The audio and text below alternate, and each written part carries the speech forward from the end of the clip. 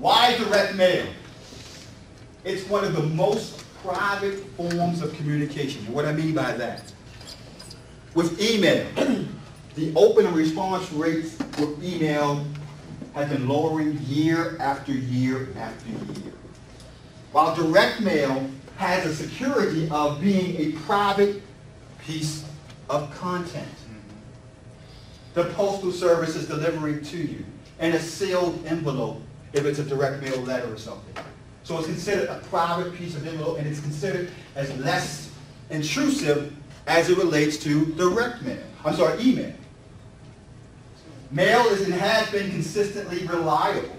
A lot of people make jokes about the Postal Service, about the way you put the letter in the day and you get it next Christmas. But that's normally a rare occasion. For the most part, the U.S. Postal Service is very reliable when it comes to delivering that mail piece. And depending on what type of postage or what type of marketing you're doing with the Postal Service, will be a large part in regards to that success rate and deliverability. Mail is preferred by 15 to 20% more people when you're soliciting to receive some type of email as opposed to email. I'm going to say that again. 15 to 20% more people prefer mail than email. And they will respond in like kind. Mail is affordable. Compared to other campaigns, mail more often than not will be less expensive. And we're going to go on how you measure that rate. And mail is more responsive. The standard letter mail sent to a standard house list, which is a list that you created yourself. That's what a house list is. On average, will garnish 3.5% response rate. And highly targeted, personalized engaging campaigns can reach response rates of up to 15% or higher. The average response rate, which is considered a good response rate, is 0.5 to 2%. When you're targeting a list or you're targeting with a responsive message, a targeted message to that list, you can go as high as 15% response rate or higher. Any questions as to why direct mail? The 40-40-20 rule. The 40-40-20 rule is this. 40% of your audience, no matter what you say in your marketing piece, is not going to matter if it doesn't speak to the recipient. So, 40% of what you do when it comes to concentrating on your direct mail marketing piece should be concentrating on speaking to the recipient. It has to be directed to that person who is actually in need of that item, in need of your service. That's 40% of the equation. The other 40% of the equation is the mail piece. The specific mail piece needs to be a piece that's specific to their need. If they're looking for all cash, or to sell their house fast, or to not worry about paying for real estate commissions. 40% of your message should concentrate on that. And 20% should concentrate on everything else. The envelope type, the text color, the actual lumpy content, and so on. That's the 40-40-20 rule. 40% is concentrated on the audience, 40% is concentrated on the mail piece, 20% is concentrated on everything else. So don't overthink this process. Don't make the letters of the actual font perfect, because that's only 20% of the equation. Apply the actual message, or apply what matters to the process itself. And not worry about the things that you will not convert or reach a conversion matter. Any questions regarding this? You guys are making this too easy for me. So you have like 20 different versions of your yellow letter. How do you know which one to use, which one's effective, which one is not? Now you're talking about split testing, but the easiest answer, and what I would say the most general answer, is the one that falls within this 40-40-20. Think of the message, think of the actual offer, and think of the actual stamp, envelope, type, and so on. 20% should be this, and so on. But you're asking a question in regards to split testing, and that's going to go further into this actual presentation. But I'll go into that as well. Hey, Charles. But to answer that question on a 1,000-foot level, when we have multiple letters that we're looking to see which ones work or perform the best, if we have a list of 1,000, we'll send each letter out divided by 3. 3 letters divided by 1,000, 333 mail pieces. The one that get the highest open rate and the highest conversion, that's the piece we'll use the most. Called split testing. So, yeah, so this 40-40-20 breakout, is that something that you had researched yourself? Or Yes. is that, okay. That's a classic rule within direct mail marketing. Okay. I didn't think of it. This is actually, I can't think of the guy that thought of it. I can't, this actual rule is about 40, 50 years old. Okay. And it's still the standard, the 40-40-20 rule. Okay. The first 40 you said directly to the person in need of your service. Right. How do you know that person? I mean, when you send out your mailing, how do you know you're sending it to, say, someone who wants to sell fast or Right. in foreclosure or whatever their situation may be? Great question, Darcy. And the easiest answer, but it's going to be answered in further detail in this presentation. Okay. The 1,000-foot answer right now is you're going after a targeted specific individual that's in need of your help. So it revolves around the list that you're using to mail to.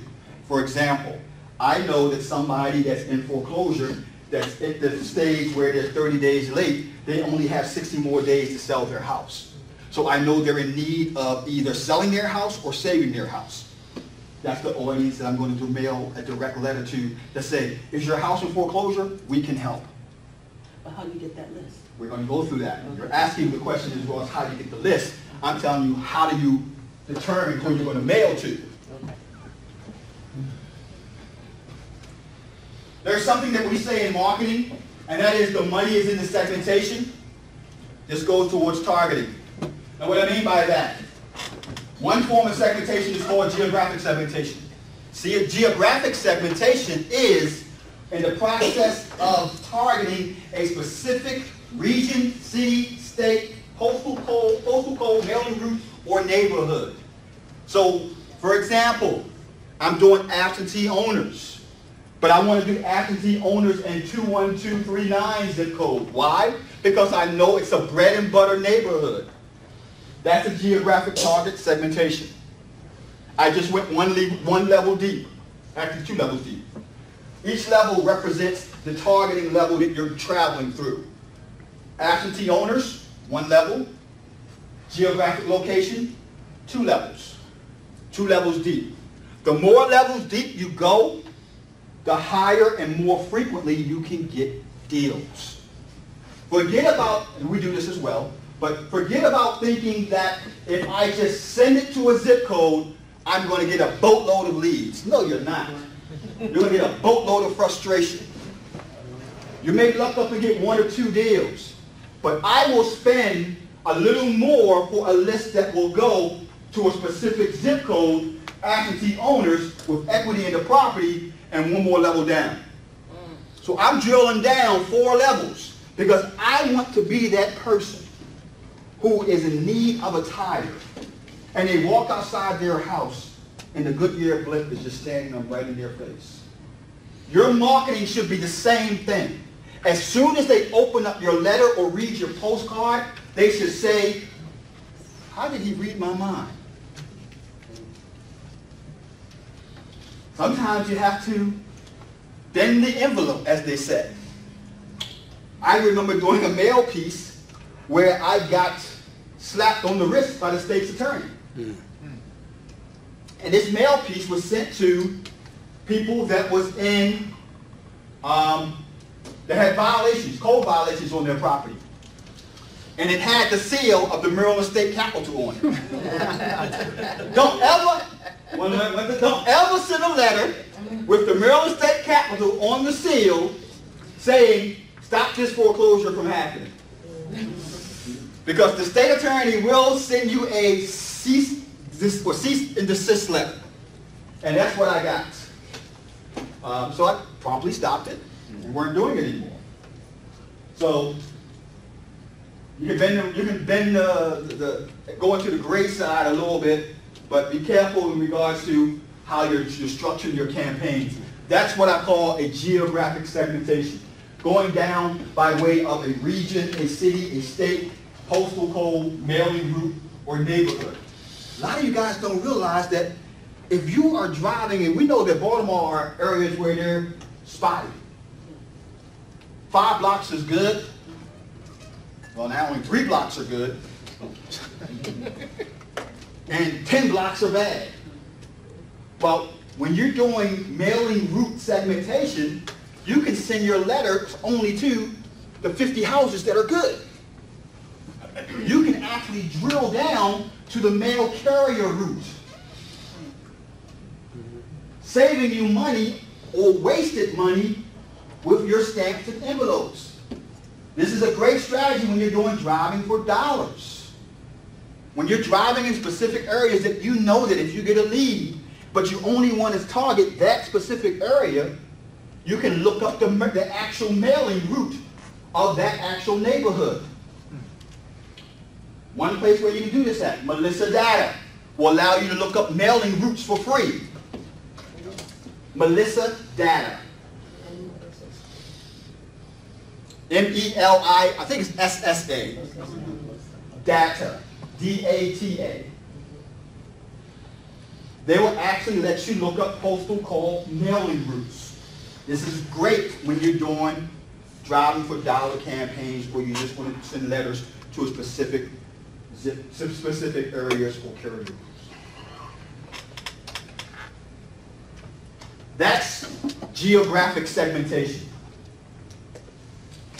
Demographic segmentation. This applies to people in regards to age, gender, ethnicity, income, life status, married, single, kids, or no kids. So, example, let's use the same example. I want to send it out to absentee owners, but I want to send it out to absentee owners that is in a certain zip code that has owned their property for, let's say, 20 years or more, and they have an income of less than $70,000 a year, $50,000 a year, $40,000 a year. They're single, married, they have kids, no kids, African American, Caucasian, income, kids, no kids, like I mentioned before. I can drill down more segmented wise if my marketing piece demands it, where I can actually drill down and get highly targeted leads.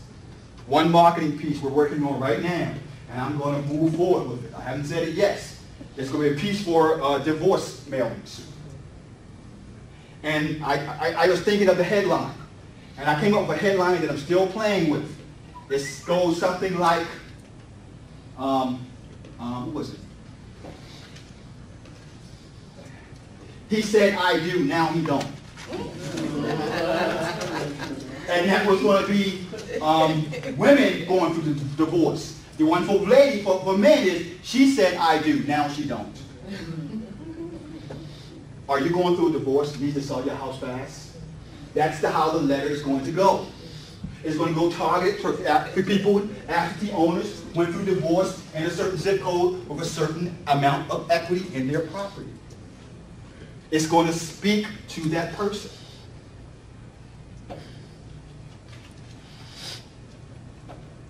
Now, I don't want to see a lot of she said.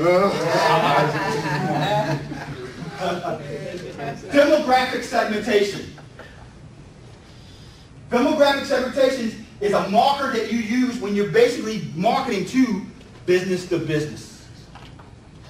That's called demographic segmentation. It revolves around an employee of a certain industry, the revenue, industry location, and trends over time. So when you hear the term demographic segmentation, they're talking about business-to-business direct mail marketing. If you're going after I am an investor who's going after probate attorneys to get involved with them so they can send me probate leads. Business to business. Yes. Yeah, how do you know if they have equity or mortgage? Question is, Charles, how do you know if there's equity or mortgage in the actual property? There's a number of ways in which you can do it. The cost-effective way is you could look up or have a realtor or someone on your team pull up a list of absentee owners. And then you could actually take that list, cross-reference it with MD Land Records if you're in Maryland. MD Land Records tells you the deeds and recording information of every mortgage in the state of Maryland. Then you're looking to see if there's actually any new mortgages in the age of the property's age, such as 15, 20, 30 years old. That way you can easily back into the fact that if there's no mortgage since 27 years ago, chances are that property is free and clear because there was a 30-year mortgage originally. And there has not been any mortgage since. One way. Two way, you can buy a list from list companies, list brokers, that says I'm looking for absentee owners with people that have high equity. And that's the if you want to pay for it. But for the absentee owners, I mean, that means they don't live there. That's correct. So who do you market to? You market to where they live at, not the property where they are renting out. So you also get the address where the absentee owner is living. The list will give you? Yes. It says property address and it says owner's address. Property address may be the same. If it's the same, this means it's the owner occupant. If it's not the same, this means it's an absentee owner. We also do that with owner occupants. So it's not just absentee owner. I'm going to give you all the different types of marketing we do, direct mail-wise as well. Now, demographic segmentation refers to business marketing. Psychographic segmentation. This is a model that combines psychology and demographic segmentation. Stats, lifestyle, personality values, pet loving, apartment dwellers over 30 with high income. So, if you want to go to people who you want to think is a first-time home buyer, you just rehab the house. You can actually use this type of segmentation where you're actually looking for people that live in apartments, lifestyle, that make $60,000 a year. They live in an apartment building in the area where my rehab house is at, and they have the high income. So I can send a letter to that apartment complex and tell that person, stop making your landlord rich.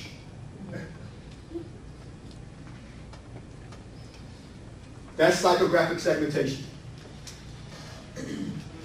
It revolves around stats, lifestyle, personality, and values. Any questions regarding this? Sales stage segmentation. This refers to prospects, new prospects. It can also refer to loyal customers, former customers, active or inactive people. So when you hear the term, what sales stage segmentation are you looking for, and you're a real estate investor, you're looking for prospects. If the person has been on your list, and if you're an agent, and you want to see if they're ready to buy their second house, you're looking for former customers.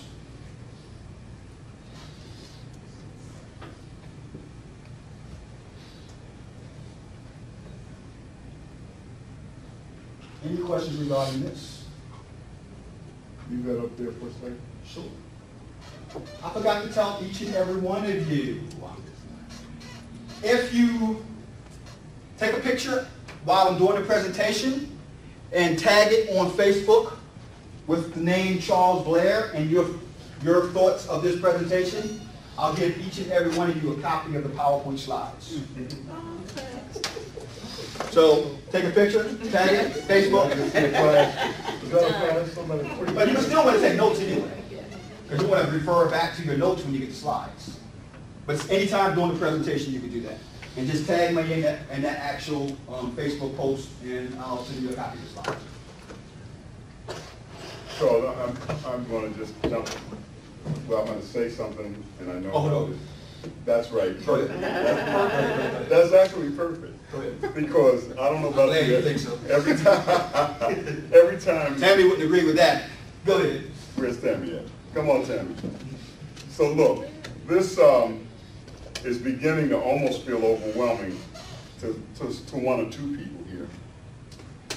I like the way I like the way Cliff says that when he's really talking about himself. Hello. You know, for everybody else, this may be a little bit overwhelming. Y'all sound overwhelmed. You know, Thank you, brother. Go ahead, Cliff. No, but yeah, it does. And so I have a little more insight. I know you do some of this stuff. I do all this stuff. You do all of this stuff. Yeah.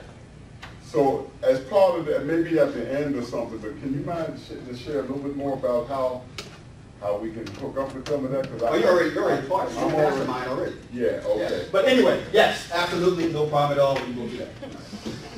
He always pushes me away on it, but this is important for you, I'll tell you. And like I said, I'm here not to sell, but not selling. But so yeah. this isn't sales, but I like to listen. I know.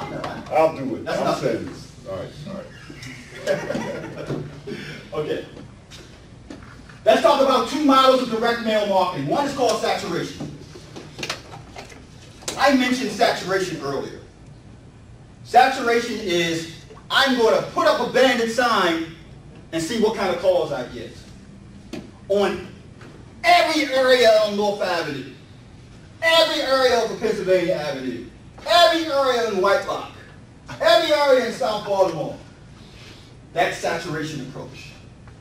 75% and 100% of all addresses in defined area is considered a saturation marketing strategy. When you're targeting 75% to 100% of an area, that's considered a saturation.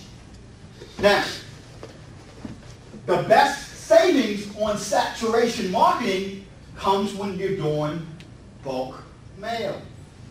Why? Because you can get a 20 to 30% savings as opposed to first class mail. But there's a bunch of variables you have to go by when you're doing bulk mail. Now, why would you do that?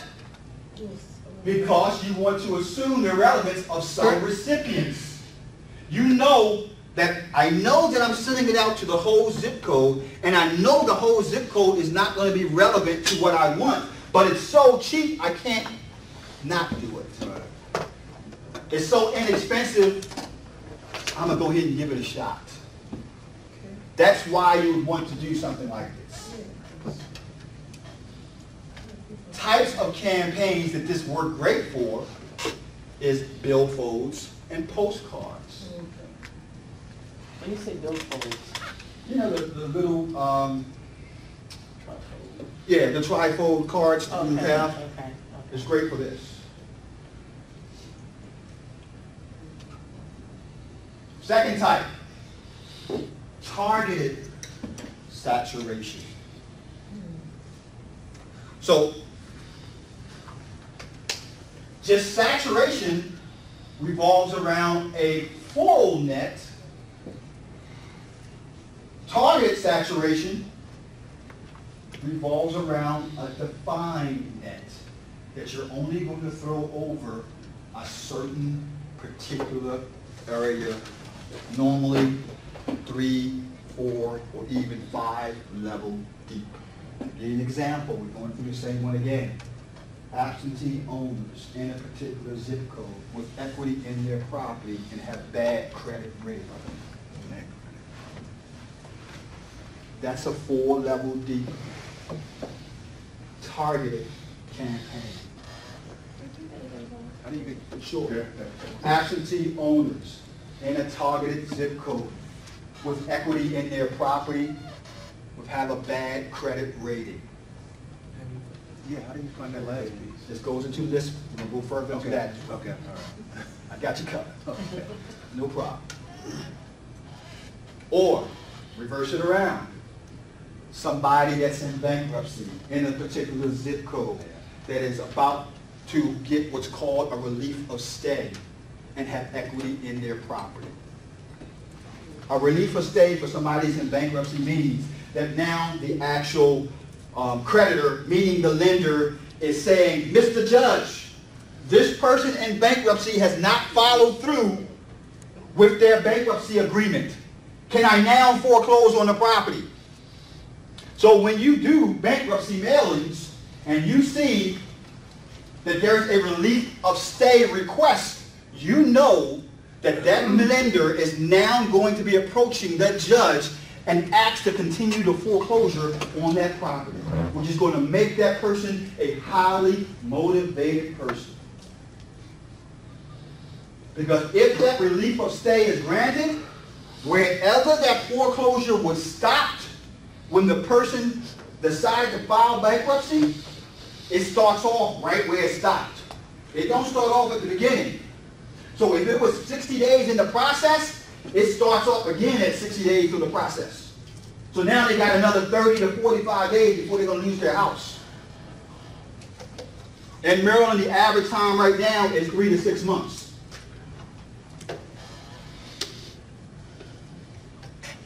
But that's also a target saturation model. You're going to target by interest needs of the recipient. Customized marketing message, remember the divorce example. The relevance plus engagement equals response. The more relevant that you're speaking to that person, not just I want to buy your house, I want to buy your house in bankruptcy. I want to buy your house going through foreclosure. I want to buy your code violation property. Not just I want to buy your house. But you can do, I want to buy your house, depending on the campaign. I'm going to show you a campaign that we did that with that generated $73,000 in a day. And then you can also batch target or personalize the message, which we talked about already. Any questions regarding targeted approach as opposed to a saturation approach?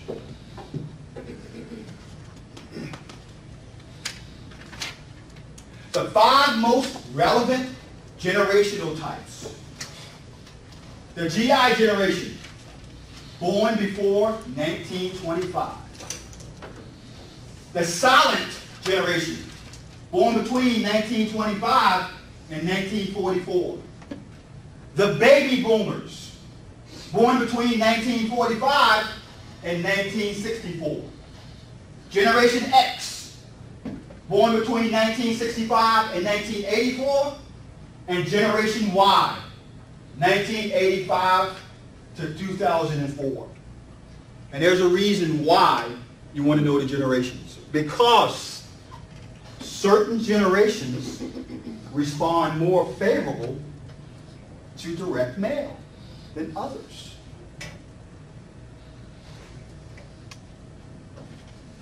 These are the 3 most favorable generations to market to when you're using a segmentation that involves gender or age. Why? They prefer reading newspapers, listening to radio. They love direct mail, coupons, discounts, and they are very loyal customers. You do them right, they will tell everybody how good you are. You do them wrong, they will tell everybody how bad you are. They can be the 2nd largest generation age consistent to actively retiring. And they are very receptive, and this is the key, to traditional forms of marketing. A lot of them don't trust email.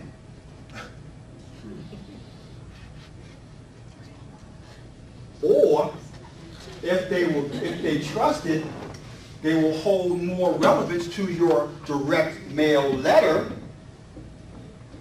then they will your email or your text message.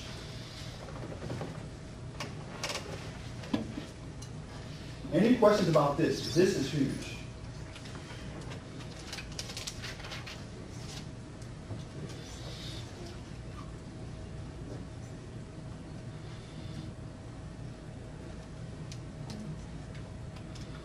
Now we get into the nitty-gritty. Sources for getting your lists.